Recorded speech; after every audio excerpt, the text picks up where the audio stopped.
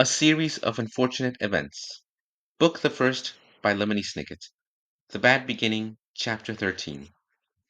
And now, ladies and gentlemen, Count Olaf said, stepping forward to address the audience, I have an announcement. There is no reason to continue tonight's performance, for its purpose has been served. This has not been a scene of fiction. My marriage to Violet Baudelaire is perfectly legal, and now I am in control of her entire fortune. There were gasps from the audience, and some of the actors looked at one another in shock. Not everyone, apparently, had known about Olaf's plan. That can't be, Justice Strauss cried. The marriage laws in this community are quite simple, Count Olaf said. The bride must say I do in the presence of a judge like yourself, and sign an explanatory document. And all of you, here Count Olaf gestured out to the audience, are witnesses. But Violet is only a child, one of the actors said. She's not old enough to marry. She is if her legal guardian agrees, Count Olaf said. And in addition to being her husband, I am her legal guardian. But that piece of paper is not an official document, Justice Strauss said. That's just a stage prop. Count Olaf took the paper from Violet's hand and gave it to Justice Strauss. I think if you look at it closely, you will see it is an official document from City Hall. Justice Strauss took the document in her hand and read it quickly. Then, closing her eyes, she sighed deeply and furrowed her brow, thinking hard. Klaus watched her and wondered if this were the expression Justice Strauss had on her face whenever she was serving on the High Court. You're right, she said finally to Count Olaf. This marriage, unfortunately, is completely legal. Violet said I do and signed her name here on this paper. Count Olaf, you are Violet's husband, and therefore in complete control of her estate. That can't be, said a voice from the audience, and Klaus recognized it as the voice of Mr. Poe. He ran up the stairs to the stage and took the document from Justice Strauss. This is dreadful nonsense. I'm afraid this dreadful nonsense is the law, Justice Strauss said.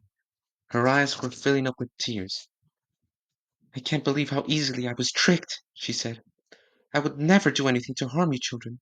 Never. You were easily tricked, Count Olaf said, grinning, and the judge began to cry. It was child's play, winning this fortune. Now, if all of you will excuse me, my bride and I need to go home for our wedding night. First let Sunny go, Klaus burst out. You promised to let her go. Where is Sunny?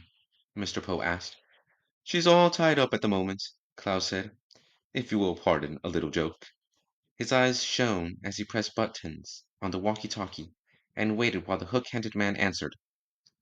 Hello? Yes, of course it's me, you idiot. Everything has gone according to plan. Please remove Sunny from her cage and bring her directly to the theater. Klaus and Sunny have some chores to do before they go to bed. Count Olaf gave Klaus a sharp look. Are you satisfied now? He asked. Yes, Klaus said quietly. He wasn't satisfied at all, of course, but at least his baby sister was no longer dangling from a tower. Don't think you're so safe, the bald man whispered to Klaus. Count Olaf will take care of you and your sisters later. He doesn't want to do it in front of all these people. He did not have to explain to Klaus what he meant by the phrase, take care of. Well, I'm not satisfied at all, Mr. Poe said. This is absolutely horrendous. This is completely monstrous. This is financially dreadful. I'm afraid, however, Count Olaf said, that it is legally binding. Tomorrow, Mr. Poe, I shall come down to the bank and withdraw the complete Baudelaire fortune. Mr. Poe opened his mouth as if to say something, but began to cough instead. For several seconds he coughed into a handkerchief, while everyone waited for him to speak. I won't allow it, Mr. Poe finally gasped, wiping his mouth. I absolutely will not allow it. I'm afraid you have to, Count Olaf replied. I'm I'm afraid Olaf is right, Justice Strauss said, through her tears. This marriage is legally binding. Begging your pardon, Violet said suddenly, but I think you may be wrong. Everyone turned to look at the eldest Baudelaire orphan. What did you say, Countess? Olaf said. I'm not your Countess, Violet said testily, a word which here means in an extremely annoyed tone. At least, I don't think I am. And why is that? Count Olaf said. I did not sign the document in my own hand as the law states, Violet said. What do you mean? We all saw you. Count Olaf's eyebrow was beginning to rise in anger. I'm afraid your husband is right, dear, Justice Strauss said sadly. There's no use denying it. There are too many witnesses. Like most people, Violet said.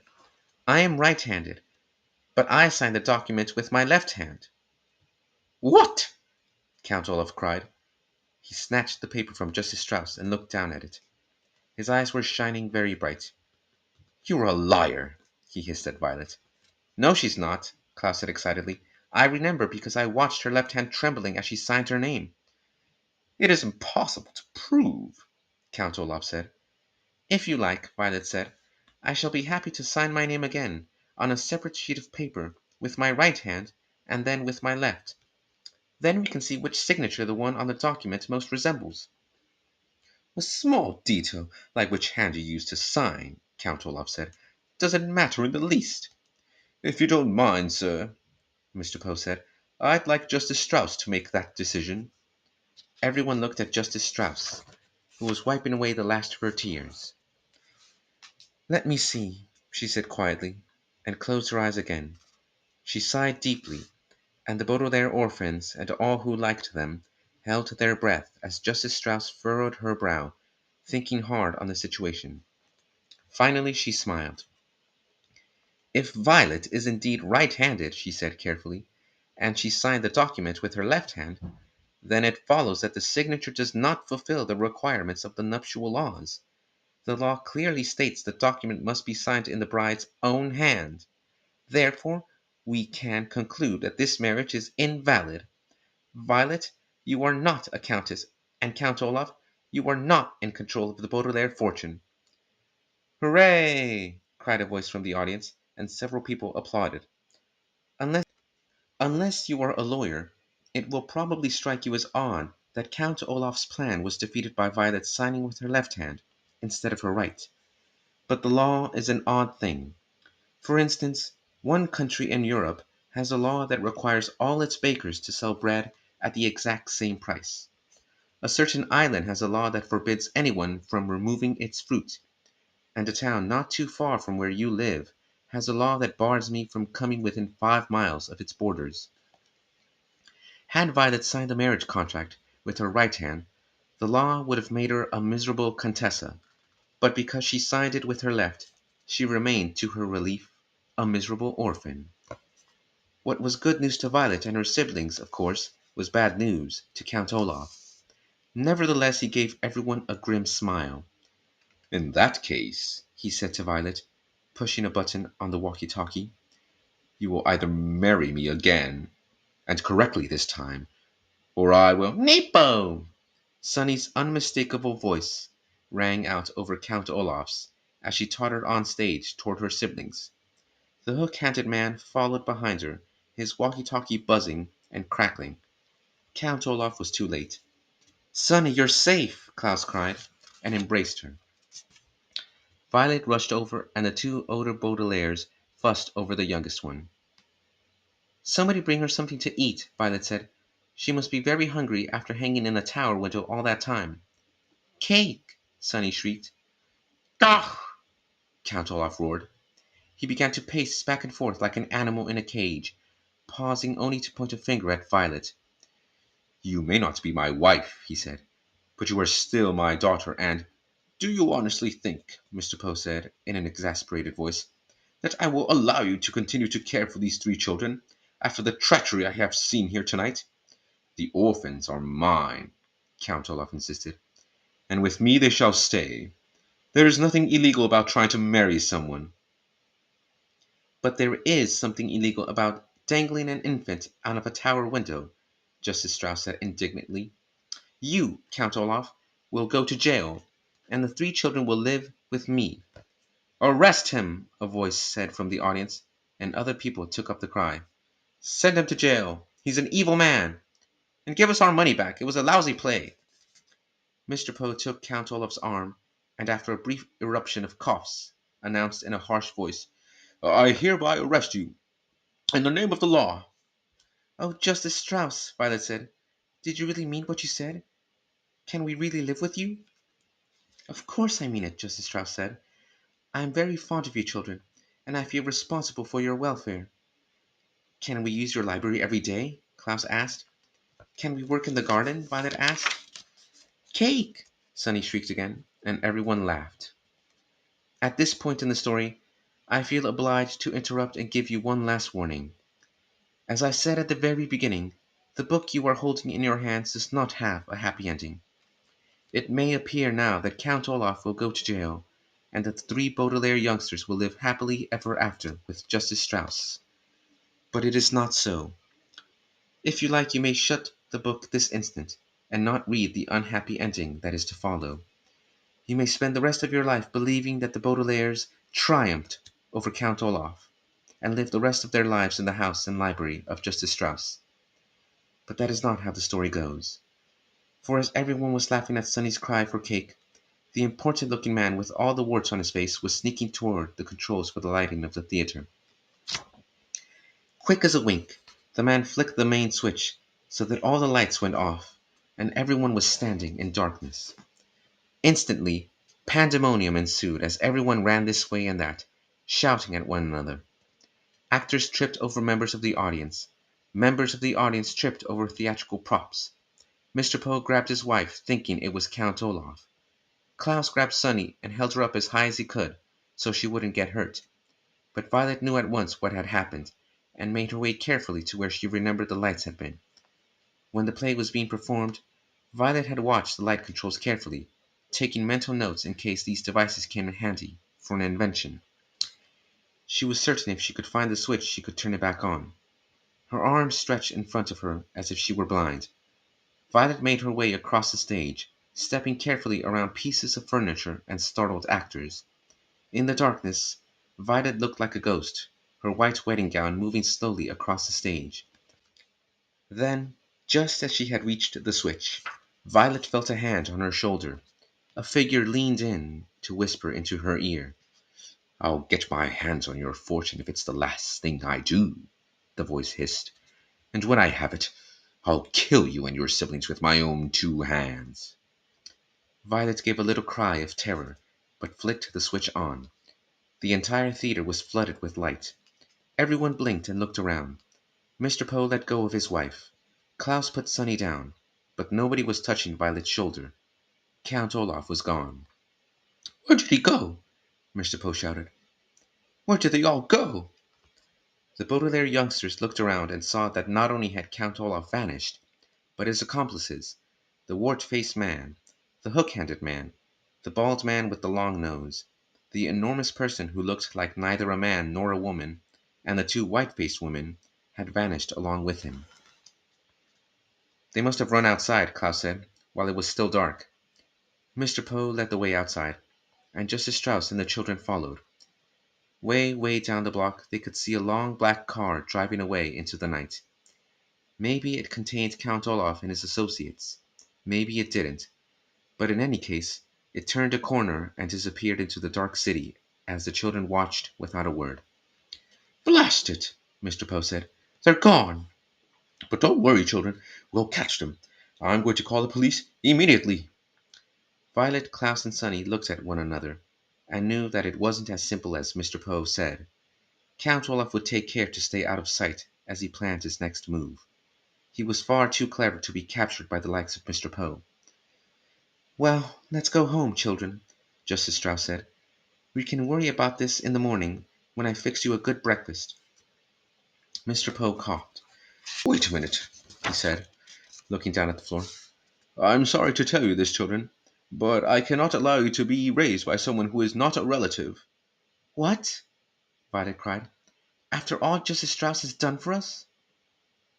"We never would have figured out Count Olaf's plan without her and her library," Klaus said. "Without Justice Strauss, We would have lost our lives. That may be so, Mr. Poe said, and I thank Justice Strauss for her generosity, but your parents' will is very specific. You must be adopted by a relative. Tonight you will stay with me in my home, and tomorrow I shall go to the bank and figure out what to do with you. I'm sorry, but that is the way it is. The children looked at Justice Strauss, who sighed heavily and hugged each of the Baudelaire youngsters in turn. Mr. Poe is right, she said sadly. You must respect your parents' wishes. Don't you want to do what your parents wanted, children? Violet, Klaus, and Sunny pictured their loving parents, and wished more than ever that the fire had not occurred. Never, never had they felt so alone. They wanted very badly to live with this kind and generous woman, but they knew that it simply could not be done. I guess you're right, Justice Strauss, Violet said finally. We will miss you very much. I will miss you too, she said, and her eyes filled with tears once more. Then they each gave Justice Strauss one last embrace, and followed Mr. and Mrs. Poe to their car. The Baudelaire orphans piled into the back seat and peered out the back window at Justice Strauss, who was crying and waving to them. Ahead of them were the darkened streets where Count Olaf had escaped to plan more treachery. Behind them was the kind judge, who had taken such an interest in the three children. To Violet, Klaus, and Sunny, it seemed that Mr. Poe and the law had made the incorrect decision to take them away from the possibility of a happy life with Justice Strauss and toward an unknown fate with some unknown relative. They didn't understand it, but like so many unfortunate events in life, just because you don't understand it doesn't mean it isn't so. The Baudelaires bunched up together against the cold night air and kept waving out the back window. The car drove farther and farther away until Justice Strauss was merely a speck in the darkness, and it seemed to the children that they were moving in an aberrant, the word aberrant here means very, very wrong and causing much grief, direction.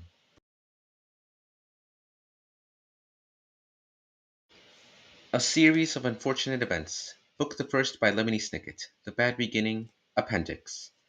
Lemony Snicket was born in a small town where the inhabitants were suspicious and prone to riot. He now lives in the city. During his spare time he gathers evidence and is considered something of an expert by leading authorities. These are his first books for HarperCollins. Brett Hillquist was born in Ganado, Arizona, grew up in Orem, Utah, and now lives in New York City.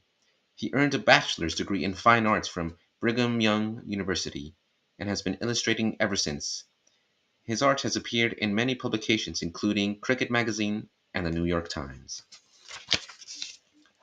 To my kind editor, I am writing to you from the London branch of the Herpetological Society, where I am trying to find out what happened to the reptile collection of Dr. Montgomery following the tragic events that occurred while the Baudelaire orphans were in his care. An associate of mine will place a small waterproof box in the phone booth of the Electra Hotel at 11 p.m. next Tuesday. Please retrieve it before midnight to avoid it falling into the wrong hands.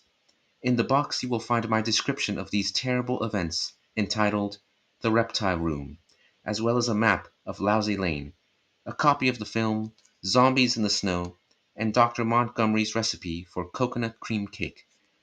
I have also managed to track down one of the few photographs of Dr. Lucafont in order to help Mr. Hillquist with his illustrations. Remember, you are my last hope that the tales of the Baudelaire orphans can finally be told to the general public. With all due respect, Lemony Snicket.